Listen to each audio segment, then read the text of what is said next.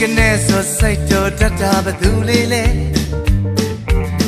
ငါဘဝကိုဆွဲကင်လောက်တာသူလေးပဲစိတ်ကောင်းရင်ဖုံးကိုပိတ်တာဘသူလေးလဲငါချောကိုစောင့်နေခဲ့တာသူလေးပဲဒီရင်ဝင်မှာထားပါစေကိုယ်တော်မှာအဝေးကိုထွက်မသွား